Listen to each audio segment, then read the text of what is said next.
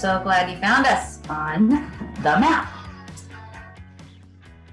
the Mental Health and Addiction podcast. I am Kimberly Walsh, and I'm here with my partners in crime, the great and powerful Andy Panda Bernstein.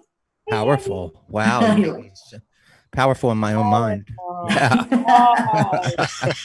And get this, the magnanimous Chris Perry Long. Wow. SAT birds.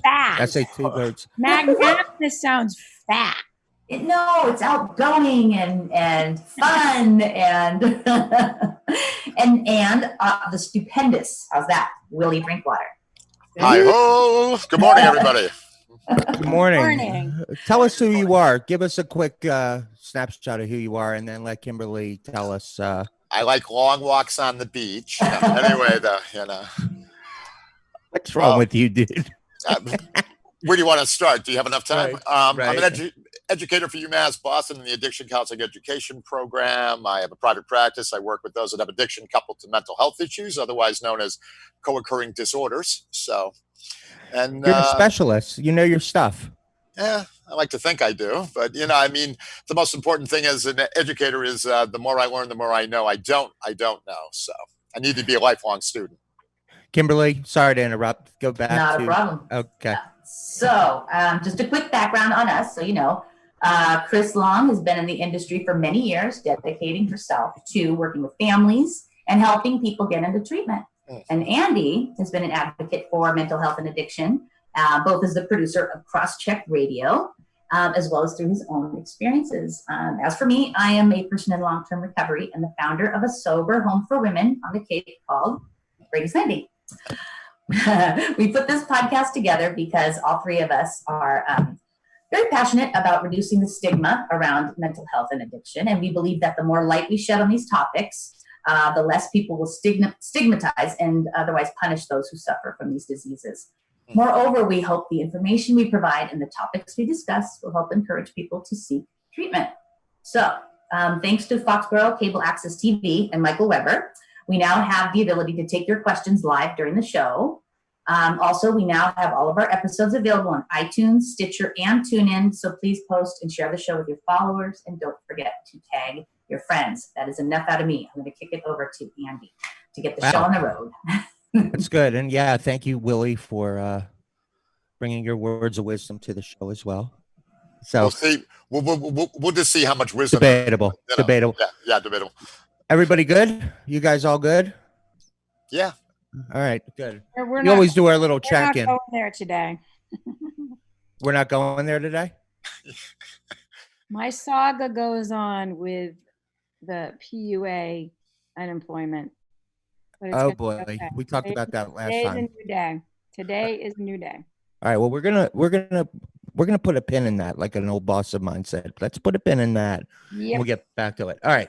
So we got a lot to cover. We got a great guest today, Jason Snook, and we're gonna meet Jason in a little bit. But as you know, lots going on out there, and one of the things I recently heard, and this is something to kind of be aware of, a little bit alarming at the same time. Obviously, there's a stigma with addiction, and but it seems like a while ago, that we've really started to make strides, and now it seems that because of the COVID, more it's coming back. And so there was actually an article May 27th from addiction.org, Stigma Worse Now Than Ever Amid COVID, and it's by Joseph Curtis. And without reading the entire article, which I would love to do because it's a pretty fascinating, they're basically saying the substance abuse treatment industry has a group therapy and living model and has been left with few answers about how to proceed in the face of the COVID.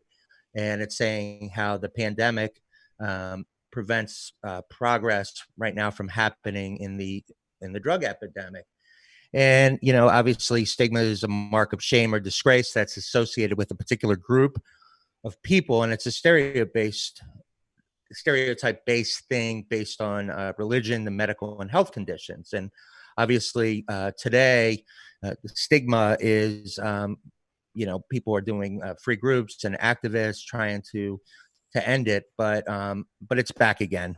And so Willie's going to talk to us about it. But one of the things that, obviously the AMA has recognized that substance abuse is a disease, but funding is being cut for it by the Trump administration for substance abuse because of, the COVID. So, which makes sense, but obviously there's a lot of moving parts here. One of the police departments doesn't want to administer Narcan because he doesn't want them to be too close to people. And so, these are some of the things that addicts or people, substance users are facing. So I'm going to turn it over to you guys because you know better than I. What are your thoughts about the stigma? Yes, Chris. So yesterday, did anybody hear Trump? I did not hear it, but it was shared with me about Trump's newest order. Like he put the hammer down and so it said, Trump, my friend texted me, Trump's order would incentivize, yes, local departments to bring experts into the mental health and addiction and homeless as a co-responders to help officers manage these complex encounters. And it would encourage better information sharing to track officers with credible abuses to prevent them from moving from one department to the next. So basically he stepped in and he kind of like advocated for us. Like, I don't know, I don't know what happened, but like all of a sudden he advocated for people that suffer from substance abuse, mental health, as well as the homeless. So I don't know. Yeah. I mean, to be devil's advocate on that, you can advocate all you want, but if you don't have a plan for it, it sounds really good.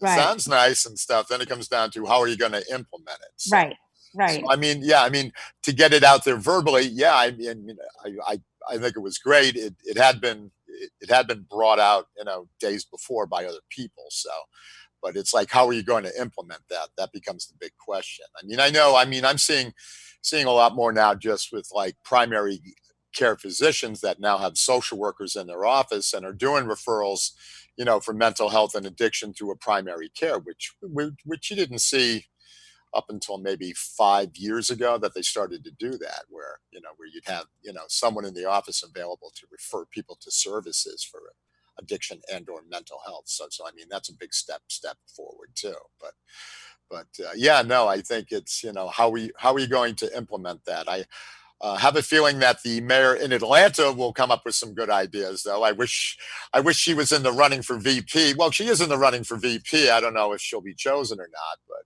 with Keisha down in Atlanta seems to have some really, really good ideas and a real good feel for what's going on. So. What are some of your ideas as a, because this was a topic that you kind of wanted to address. What are some of the ideas that you think we should be doing?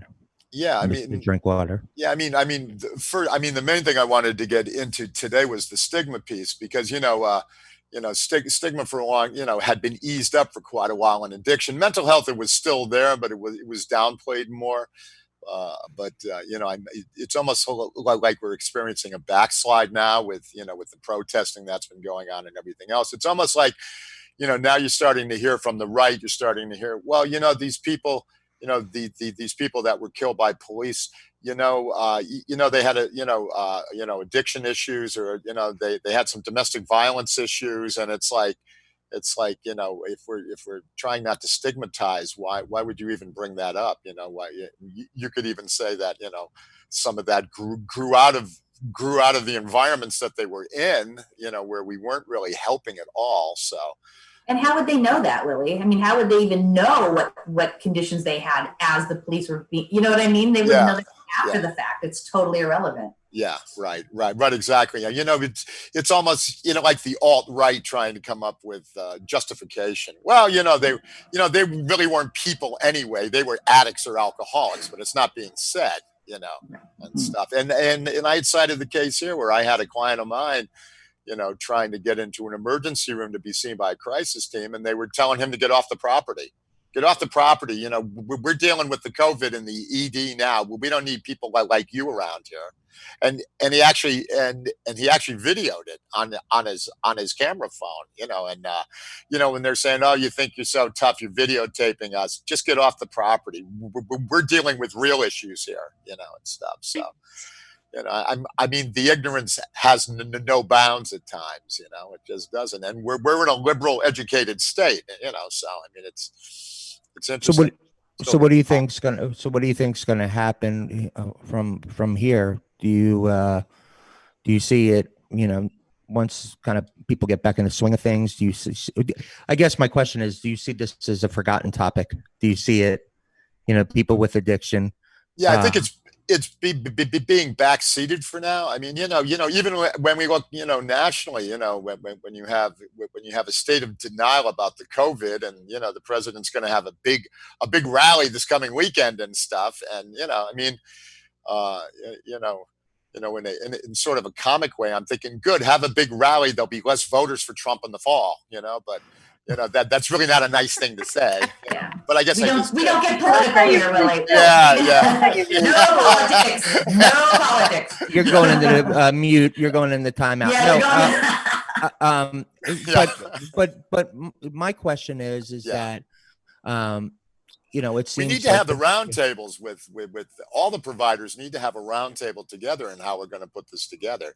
You know, like for instance, are you going to have, you know, a social worker, a crisis worker who's like on call for your department, or is it going to be a position that maybe multi municipality share somebody? I mean, I know even in the you know, in the addiction mental health field, like a lot of programs, they can't afford a psychiatrist, you know, a full-time psychiatrist. So what they do is you get 3 or 4 programs that will share a psychiatrist. The psychiatrist will make rounds between a couple of programs, you know, like Albany Street Shelter, you know, has an NPCS, a nurse practitioner, clinical specialist, you know, that she's there on, like, say, Mondays and Wednesdays, and then Tuesdays and Thursdays she goes to another program and stuff. So, you know, how are we going to make these services available? I don't understand how we can spend so much money on things that prolong the issue per se,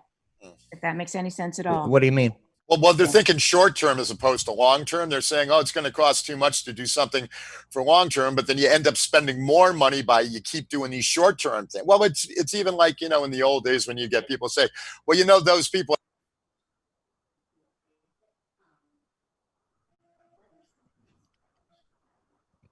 What happened? Willie sound? Why do you want to? Okay, there we go. Is my sound back? Is my sound back on? Yeah, yeah. Can you guys hear the pulsing of the bass? Oh, wow. I can't hear the pulsing, but I hear you My now. pulsing still testing 1, 2, 3. What? Actually, we can hear you. We can hear you. All right, back to normal. So Back to normal, please. I can't take any more instability here. Yeah. I got enough in my life. Please. Please. He's gonna, Please. Yeah, no. What we've done for years is we paid for short term. You know, to get back. You know, those people at Albany Street want to be that way. It's like, you know, what have we set up for them to be able to move forward? I mean, we can't even get past the concept of 30-day programs. You know, I mean, when you look at the research, you know, you don't see a significant drop in relapse until someone's had 100 days of continuous treatment.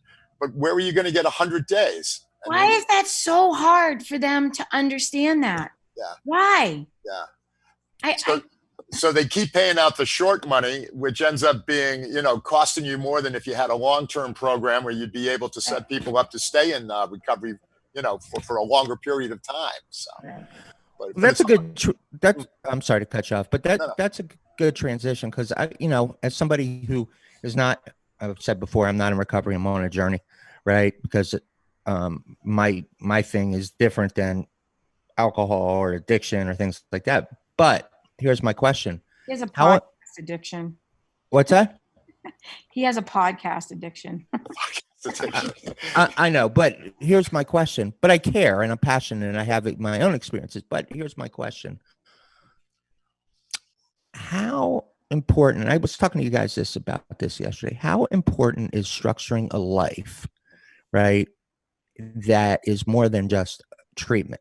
For example, is credit, financial literacy, understanding job opportunities, understanding, continuing education opportunities. Like, are there things that can be attained that, yeah, I'm sober, for 30 days, but I'm going to go back out and I'm going to be right back where I was because I've never really addressed the full issues of why I can't cope in the The whole first place. gestalt, Yeah. the whole Yeah. picture. It's what I refer The whole to as schmear. The whole schmear.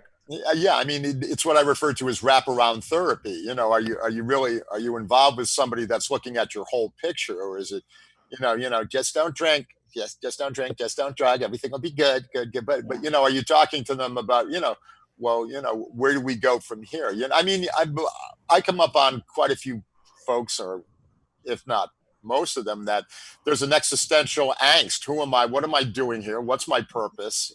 Sure. So, I Makes mean, them that anxious. needs, Yeah. yeah, I mean, that needs to be addressed. At least you stand a chance, a better chance because you're starting to address some of the core things rather than, in my eyes, I could be totally off base, but some of the core things that everybody needs to succeed in life is an understanding are things in your toolkit to allow you to succeed. So I think that, Andy, this is a good segue to bring in our guests because it's a great segue. they, what they do is exactly address those things that we're talking about. Mm-hmm. So bring them on. Bring them on. Mike, can we bring in Jason Snook from Aware? There he is. Yes. Welcome, Jason. We have Kimberly, Willie Drinkwater, and Andy here. And we would love to hear a little bit of your story and how Aware came into your life, and then share a little bit about Aware. Yeah, hello everybody. Thank you so much for having me on, and it was really nice to listen to Mr. Drinkwater. Was it? Willie, yeah. Hello. Yeah. Hey, how are you? It was actually really refreshing listening to your views on modern day contemporary addiction treatment, and I fully agree. So, do you want me to introduce myself? Yeah, really please. Quick? So my name is Jason Snook. I'm a licensed clinical social worker and drug and alcohol counselor up in New Hampshire. And I've been working in the field for a little while. I've worked in a plethora of different treatment centers up here and around New England. And one of the things that I noticed was, because I'm a person in long-term recovery myself, and so I'm very familiar. I'm no stranger to the penal system. I've been incarcerated several times because of my drug and alcohol history. And I realized that one of the major issues there is this idea of stabilization, that we need to take somebody similar to jails and prison. We take somebody out of their natural habitat, out of the community, and we place them into these stabilized facilities under lock and key for 28 days. And they may do very, very well. I know I was doing well in stabilized facilities. However, as soon as we are released back out into the community, we're just kind of dropped on our head, and there's no real continuum of care there. And along with the stigma you were talking about, Mr. Drinkwater, this stigma of needing to remove these people who have substance use disorders from the community and put them into these facilities, it's already stigmatizing enough. And then the ability for them to be linked up with social supports back out in the community. I mean, it is just very difficult, and they are left with just very, very little support. So how did Aware come about to you in your life? And do you want to explain exactly kind of what the Aware program looks like? Absolutely, absolutely. I'd love to. So one of the things that he was talking about earlier was this idea of wraparound services, right? It's not just solely working with somebody's substance use disorder, right? It's just so much more. There's just so many different components of somebody's life that needs to be addressed. I got introduced to Aware Recovery Care back in 2016 when we first started in New Hampshire. And what these services look like is we are in-home addiction treatment. We are truly meeting people right where they're at, wherever they're living. It could be in sober living. It could be in homeless shelters, in some type of program wherever they may be. And the whole premise behind it is that we take what's similar to an ACTS team of a community mental health organization, but instead of for severe and persistent mental illness, we are primarily substance use disorder. And what I mean by that is it's a full team addressing every single factor of somebody's life. We go right around the 8 dimensions of wellness: their physical health, mental health, spirituality, their living environment, support network, employment. And we do this with an entire team of professionals because we realize that people need psych providers. People need, if they need MAT, they need some type of maybe sober living if they don't have a place to, a healthy place to be living while they're in early recovery. We also have registered nurses going into the home to take care of their physical health. And then also one of the biggest factors of treatment that I see that gets missed in almost every single treatment that's out there is the family component, right? We have a very, very structured family component that we figure we're in the home, might as well work with the family while we're in there. And that includes family educators, that includes family liaisons, master's level clinicians, to be able to really work with their support network so these individuals feel supported. I have a question. How long do they stay with the treatment? How long do the Sure. Yeah, it's a great question.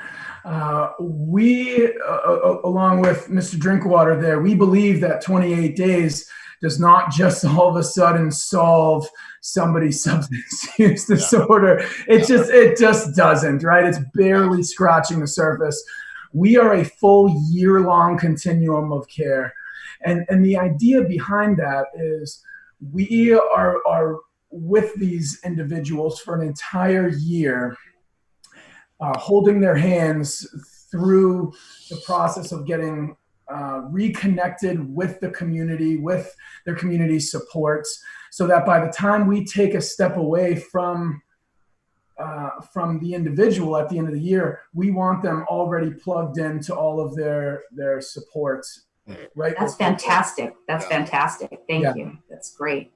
Are there certain key things that you guys try to address when we talk about wraparound? What are some of the key tools? Well, you may have already covered that, but what are some of the key tools that people need to obtain, or you feel like people should obtain?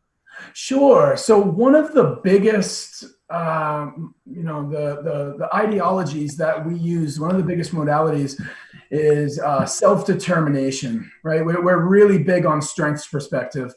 So take me, for instance. You stick me in some type of treatment center and you say, all right, Jason, we are now going to work on X, Y, and Z. And if you don't work on X, Y, and Z, we're going to deem you non-compliant to treatment, and basically you're a failure, right? Now, X, Y, and Z, I don't want to work on those. Usually, typically, it's things that I don't deem important in my life, right? Now, you sit down with somebody and you allow them to create their own goals and hold them accountable and support and advocate for them to complete those goals, you're going to have a much higher success rate for them to make progress in their in their recovery. And so that's one of the biggest modalities that we like to use. Yeah. Okay. Chris? So Jason, in your story, your personal story, what did that look like? I know where you are and what you do now, and it's very intriguing with the acupuncture and your clean eating and all of those things. But where were you and how did you get there? Like, what is some of your story? What are some of the key things that, if you don't mind sharing? Sure. Oh, I'd love to. Yeah. Thank you for asking. Yeah, no, I no longer keep secrets from everyone, right? It's the secrets that kill us. And so I'm very transparent with my life. So I am really big into holistic medicine now. I have really broken away from the whole medical model of treatment. However, when I first got sober back in 2011, I came under the wings of Alcoholics Anonymous. And by going through a 12-step program, it really allowed me to break away from these old traditional ideals, these values and morals and these beliefs that living on the streets, living in that particular way, no longer served me. And so going through the 12 steps, I look at that as basically spiritual boot camp, so that I was able to be free of those old unhealthy ideas. And after I got broken free from that, then kind of the world opens up and I'm allowed to go and kind of journey down my own spiritual path. Yeah. Kimberly? Go ahead, Kimberly. No, I can relate to that. I can 100% relate to that, Jason. What got you interested though in like wanting to help others? Like, where did you come from to where you wanted to? Okay, I've done this. These things have happened to me. I need to share this with somebody else so that they can learn and grow too. And how do people respond to it? I guess That's good to add to that. Yeah. So in particular, I believe you're asking me about the in-home model of care. Yes. And how people respond. Sure. Yeah. So I got to tell you, it is so refreshing to see people's reactions when they realize that a program like ours exists. We are the very first model of our program, and I believe that we are going to be seeing a new movement of more community-based treatments. We are revolutionizing the way that modern day substance use disorder treatment is being delivered. And so being able to work with other people while they still get to go to their job, right? If they're in school, if they have any type of childcare concerns, or they simply just can't uproot their life and go to this treatment. The people we work with are just so unbelievably grateful that we are able to make an impact in their lives, and they get to choose really their own journey through recovery, and we advocate for that.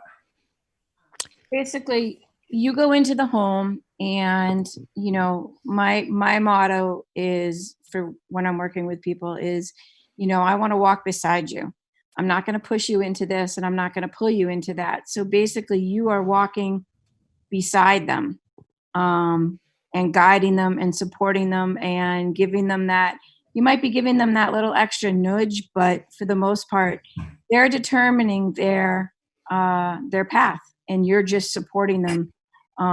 Obviously, if it's a bad path, you're not going to support them. But I think the difference with you guys and with what Aware does, and I know that, like, for me personally, when I work with somebody, the mere fact that I give them the time of day and I meet them where they're at and I offer a little bit of hope is the huge difference of being in a facility with 50 other people, and 35 of them are there just because they want to rest, get a shower, and get some food. They're not there for the right reasons, and the other few people that are there for the right reasons, because there's so many, they don't get that really in-depth, individualized support that they're looking for. So what I know, like what Aware does, now you're in Connecticut, you've creeped into Massachusetts, you're in New Hampshire, you're in Florida.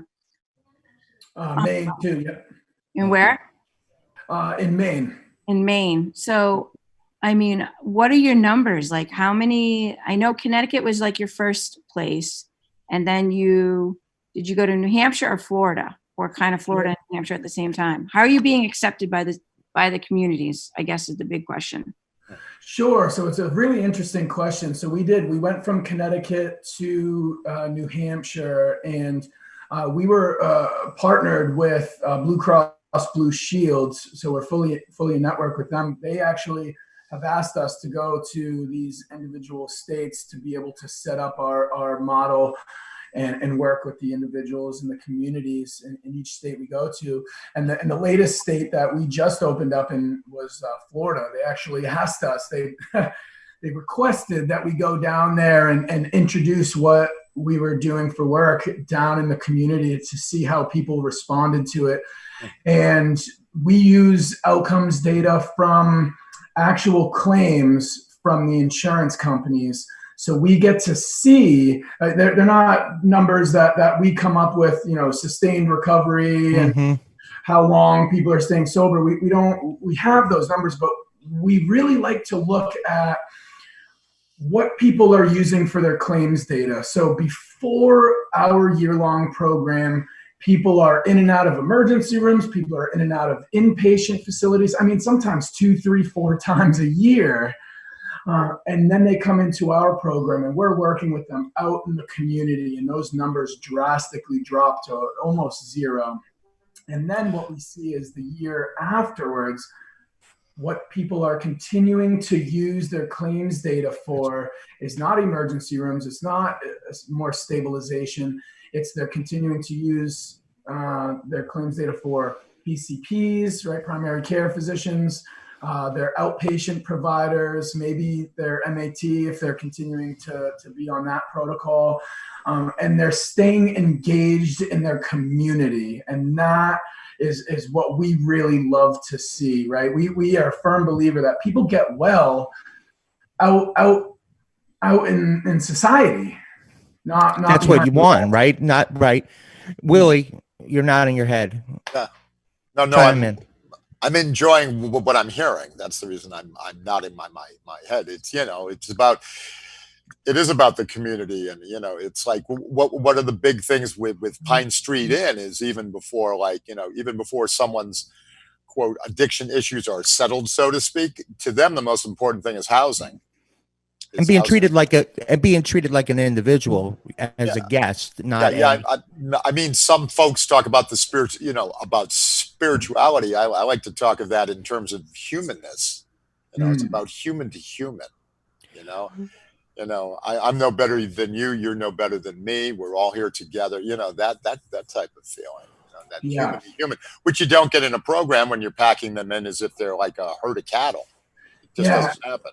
Willie, it's a really great point that you bring up there. It's you stick somebody in a really short-term treatment program, and it's almost as if as soon as you really start getting to know somebody, they pack their bags and they move out, and they're on to kind of fend for Well, yeah, it's almost like a short-term program for short-term recovery. Yes. It's right. I mean. Now you take a year-long program, and I know as a social worker, I know the number one most important factor that determines good, long, sustained recovery is building rapport, right? And how do we get that rapport? It's through trust. And I mean, how difficult is it to be able to build trust with somebody over the short 28 days? As opposed to an entire year. Right. Or how about this? You go to detox, you get to know a therapist or a clinician or whomever case manager, and now it's time to go to CSS and you have to start over. How many times does that happen? You have to And I mean, yeah, I mean, I as a therapist, I mean, you know, you don't get instant therapeutic rapport when you start with somebody. You know, it takes. I mean, I have my own therapist, and it probably took me 6 months till I got to a point where I was really comfortable to totally open up. Yeah, it's not a quick fix. I Yeah. see Kimberly is chomping at the bit to get in on this discussion. Go ahead, Kimberly. Talk to us. Probably Circle was. gets the square in your little box up there, Yay. like Hollywood squares. Yes. Well, thank you. Paul you, Lynn. Kenneth. Paul Lynn. Okay. Well, that's why I think sober living is so important too, because the system is set up as the way it is, and they only do get 30 days. It's so important where you put them. You know, they have to be able to use those tools. They have to get support. They have to have other gender, you know, the same gender, supporting them and getting them out into the community, like Jason said. They have to have a plan. And that's where you can get to know, you know, you get to know the person. You get to know what their likes are and what they're passionate about. And then you can foster that on an individual level. They get to know themselves. And they get to know themselves. Get Yeah. to know themselves and learn about themselves. Yeah, I mean, I've just a quick. So I've got a gal here, and I told her I'd give her a shout out, who like never had vegetables, doesn't like it, you know, very, you know, resistant to trying new things, and she's been eating cauliflower and you're taking 3.5 mile walks, and she's just a new person, you know, and she feels that, and I think that's where the recovery takes place, at least starts, you know. So, Jason, I got a question for you. Sure. How are treatment centers receiving your services? Yeah, so I mean, they really are open to collaboration with us. They realize that sending people back out into the community after a short-term stay isn't entirely the best the best approach, and so they do realize that the longer somebody's in treatment, the better chances of sustained recovery. So we really have been accepted throughout the treatment community, and we have also really been developing some good partnerships with other inpatient programs as well, other hospitals and detoxes. Because we realize that somebody's in our care for an entire year, we realize that, you know, they're probably not going to just breeze right through and stay sober for the entire time and not have any difficulties or challenges arise, right? We're not that naive. So we do look to other treatment centers to be able to provide some stabilization if they do require it, right? I have a question for you. I hope you don't feel like you're on the hot seat in rapid fire. I love being on the hot seat. Okay, cool. Here's my question. Let's talk about the elephant in the room, right? Which is insurance and funding. How do you, you know, because obviously it sounds like you do great work. We had somebody write in, actually, I forgot the name, but he says you guys do great work, and kudos to you. Peter Burke did from Farnham. From Farnham. So, hey, all right, Peter. All right, woo! I'm going to ring the bell. Ding. Here's my question for you, though. What's the insurance process like? How can people take advantage of that? This is very cool. Sure. Yeah. So we are in network with a few commercial insurances. So we're in with Blue Cross Blue Shields. We're in with Tufts and now Beacon. Now, interesting. Now, what that looks like is each state that we set up, we have to go through. It's like pulling teeth, but we have to go through an entire process to try and get paneled with Medicaid. We realize that a gigantic portion of the population that needs substance use disorder treatment in the first place probably don't have a lot of money, so they're on some type of state-funded insurance. We've gone through all of the hoops. We've jumped through them, and we've crossed the T's and dotted the I's. What it really comes down to is each state doesn't really want to be able to pay for it. That's just been my experience. They see a year-long treatment program, and they say, "Oh, wait a minute," and kind of like what Willie was talking about before, like, they want to be able to provide the shortest amount of treatment possible to try and get the best outcomes. And that ends up costing them more in the long run than if they did the 1 year. But that's a credibility issue, I bet. I bet that's a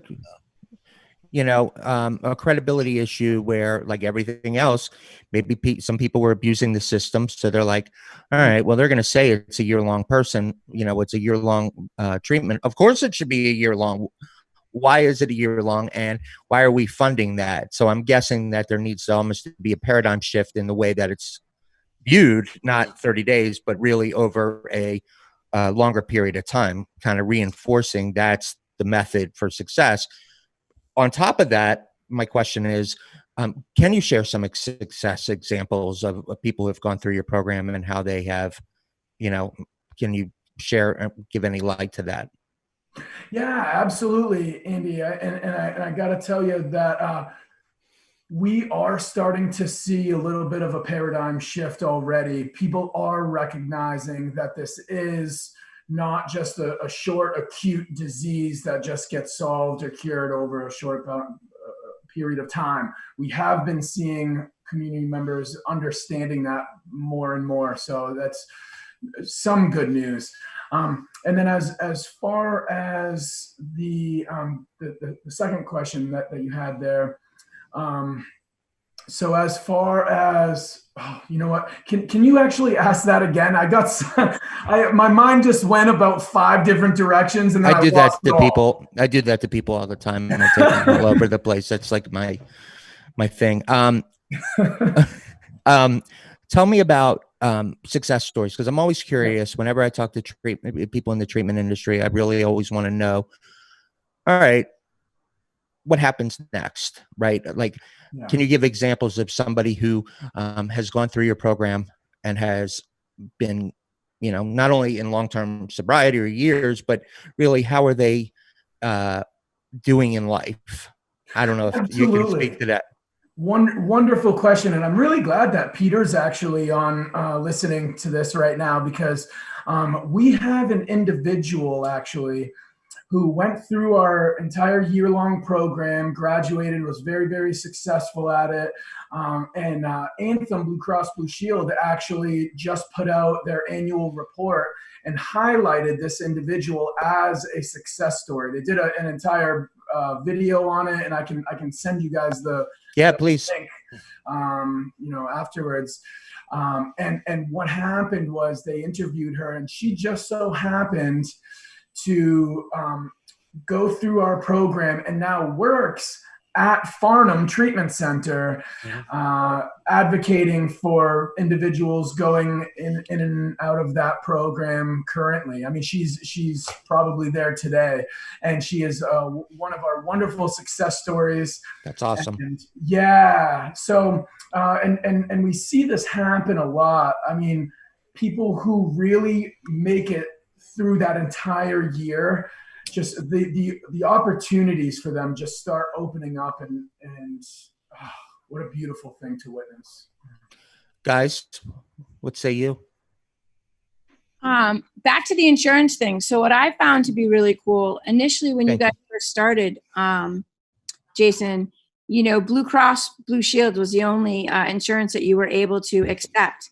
And you guys jump through hoops and everything else. And actually Blue Cross Blue Shield loves you guys, and you guys actually have your own billing code. Is that correct? Something along those lines? Yeah. The guy who created this program, I mean, he was, I'm not going to call him brilliant. I'm not going to give him too much credit, but really he understood that one of the challenges, one of the barriers to treatment is entirely that insurance itself is what drives treatment. No clinical factors, no environmental factors. It's solely money. And so what we were able to do is he created this it's called IHAT, which is the billing code that we use. We created our own billing code. And we did this because any type of fee for service that you bill at, has the ability to be able to be picked apart, and it determines, oh, well, they may not need any more treatment. So instead of getting a longer amount of stay, they may cut you short and then discharge you.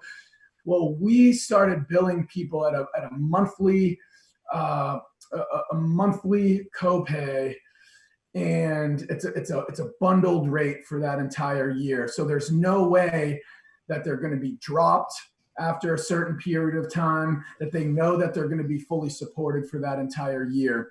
Not only that, but we're designed so that we are a very, very small copay. It's about a $20 a monthly copay to get in our program. And we first, developed that to make sure that people didn't have to jump through hoops financially to be able to access care. Yeah.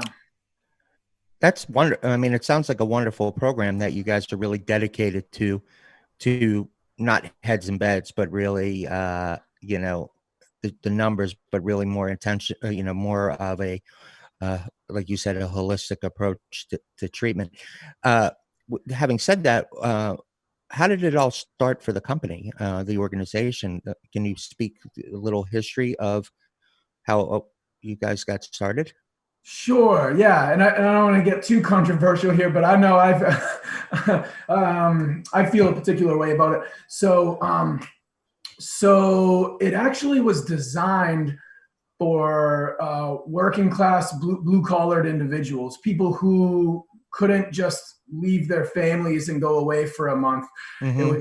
It was designed to be able to work with people in their home, and so they wouldn't have to uproot everything.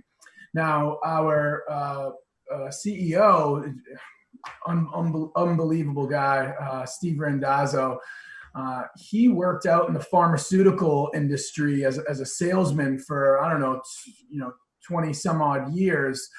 And we always joke around like, you started the problem, now you're trying to clean it up. Right. But guy was brilliant when he realized that this is so needed in the community. And so we actually started with working class individuals. At the time, nobody was willing to insure any of that. There's no payers out there. It's an entire year-long program. No, thank you. Until they realized that there was actually a whole bunch of liability if you have a job site where you have people on prescription medication that they're abusing on a job site. Now it's suddenly affecting people in the pocket. Exactly. Sorry. And so we do, and I can't share any of the actual statistics or numbers with you, but we do save people a lot of money over the long term, right? We're keeping people from in and out of emergency rooms, which is unbelievably expensive, as you can probably guess. And so after we started going in network with insurances, that's when we were able to start opening up to a lot of more individuals. Our demographics really started exploding. We weren't working class anymore. We were taking in 17 and 18-year-olds that are still living at home, and then we're also working with elderly who are in assisted living programs. Right, we're working with people all over the state in more urban areas and way out in the middle of nowhere. So we just really expanded in that sense. Thanks, Chris. Thank you, Chris. Yep, I got a question that was texted to me by a faithful viewer. Heard the discussion on the state process and insurance. Firm believer in local community to get involved. Is there outreach in your business to get local communities involved in either education or support? Yeah, absolutely there is. Yeah, so we plug people into their local supports. I mean, that's primarily what we were designed to do, right? We want them hooked up with family programs, with outpatient providers, with their local recovery centers, with any type of self-help meetings. If we don't plug them into all those things, we haven't done our job yet. And so that is really one of the things that we focus on doing well. Yeah. In our remaining minutes, right, I had two things. A, can you give your information about how people can get in touch with you? Mhm. Can you? Oh, yeah, Yeah. sure. So I think Right now. that's a pretty straightforward No, question. I thought there might Yeah. be more, but I said, okay. But wait, there's more. But wait, there is more. More, he just hasn't gotten to it yet. Yeah, sure. Yeah, so I can leave my number with it. Do you want me to just say my number? Say your number, email address, whatever, and then we'll My put it personal on. number is 603-498-1225. You can call me that any time of day or night. And then also, I believe my email is already listed here somewhere, so people can grab that off the computer. And really, the beautiful thing is if somebody does need access to treatment right away, we don't have a wait list because we don't have the whole heads in beds thing that I like that saying. Yeah. It's got a good ring to it, but I don't like the concept. No, right. Yeah. Right. Right. Like butts and seats that sports teams say. But It's now heads in your own beds. Right. Heads in your own beds. Yes, exactly. So we don't have a wait list. We can hook somebody up with treatment right away. I mean, almost. Hear that? Hear that? Right away. Right away. Okay. Yeah. Hey, thank you for coming on. I have a question for the group, and then Kimberly's going to take us out. But here's my question, right? And we can go. I'm looking at. We're going to start with you, Jason, and Willie, and then Chris and Kimberly. But here's my question: what would you say? And I've asked myself this question: is the number one thing that is the reason why people abuse substances? If you could go around the room and say one thing. Right. I know there's multiple things, but if you could narrow it down to one thing, what would it be? Go ahead, Jason. Oh, does somebody else want to start? I'm sick of talking already. Okay, No. I'll start. Okay, go ahead. You go. Trauma. Okay. Pain. I've got to hyphenate it. Numb out. The what? Numb Numb out. out. Okay. Numb out. No feelings. Jason? Can I just say care? Sure. Yeah. That's Yeah. an interesting one. Mine, because now that I'm looking at this in a different view, right? I'm saying money, right? Financial. Do I have money? Am I stressed about money? Does it affect me? Am I worried? Can I get treatment with money? How do I earn a living? Right? It may sound simple, but I'm just thinking of it on a broader scope. Is money, not that money alleviates problem, but if you had money, would you feel more secure? And if you felt more secure, would you be able to, don't look at you making that face, but I'm serious. That's just. Because if you talk to anybody that's in long-term recovery, money was never the reason. Okay. You know, it was never the reason to allow them to use, and it was never the reason to prevent them from using, because where there's a will, there's a way. If they're going to use, they're going to use. They don't need money they'll find a way. I mean, I get what you're saying, but Some of the most complicated cases I have are people that don't have an issue with money whatsoever. They're trust fund Right. babies. right. Right. Right. And Nothing it's to do almost with worse. money. Yeah, no, it can be. It's almost worse. Well, yeah. right. So that's part of the whole money thing. I'm not saying good or bad. I'm just saying maybe you have money, maybe you don't have money. But it seems Number like one that's reason, existential angst. Who am I? What am I doing? What am I doing here? right. I need What's my purpose? What's Right. my purpose? in life? Existential angst. Just a thought. Just because I haven't done this show, doing shows for Yeah, bring this on is our Viktor 33rd. Frankl and Rollo May, man. Come on. This is our 33rd show, right? The map, and then we've also done, and I did 90 shows before with you, Drinkwater, and yeah, baby. And the thing is that it always seems like the ultimate conversation we always have is money always comes into the factor. Okay, so that being said, I think money can prevent people from getting the help that they need. Money is definitely an issue when it comes to treatment. Right, but it's always there. It's always a part of this in some form or fashion. Yeah. it can be an impediment if they have too much money because That's what I'm saying. Right. Yeah. But it's always there. And either you don't have enough or you do have enough, or Well, if you insurance don't- company's not paying enough. If you don't have a schedule, you don't have freedom. People a lot of times miss that. You know, it's like if you're a trust fund baby and you can. I get up- have a get cousin. up in I the have a morning and do- relative. I know you do. Yeah, you can do whatever you want, and you don't have a structure to your day. Then it's really tough. Without purpose. He's without purpose and struggles every day of his life to find purpose. Existential angst. Every day of his life to find purpose, and he wants community, and he wants friendship, and he wants all this stuff, and that's what money cannot buy for him. He can't buy it. And when he does buy it, he's in big trouble. You know, he doesn't buy it; he rents it. Right. He rents it, but Not real. Exactly. I'm just saying it's a fact of it. Like that's a big Definitely thing. I want to get factor. that's all Yeah. I'm saying. Like in my mind, that's like one of the things. So maybe I would Take reframe us it. down this road, Andy. Like, just Yeah. gets us going. Rub us All up. That'll be our next show. All right. So Kimberly, with that said, take us out. Thank you, Jason, for coming on. Really Sure, appreciate it. I hope you enjoyed it. Will you come again? I Or did absolutely we scare will. you away? Yeah. Oh, good. Well, again, thank you, Jason, for coming on, and thank you, Willie, for coming on. We appreciate it so much. We'll hope to have you both back on again soon. As you all know, we do this podcast to help reduce stigma, but also to be of service to anyone struggling with addiction or mental illness. We have access to an entire network of professionals, and we can help you find the right fit. Please reach out on our Facebook page or at the numbers given below our names during the podcast.